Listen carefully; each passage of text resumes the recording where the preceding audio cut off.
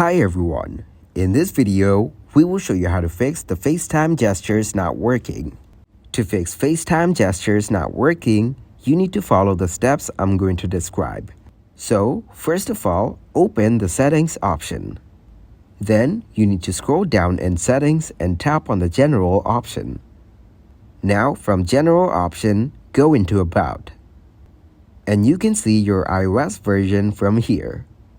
After that, get back to Generals. Now tap on the Software Update option from here. Then make sure you download the latest version of your iOS.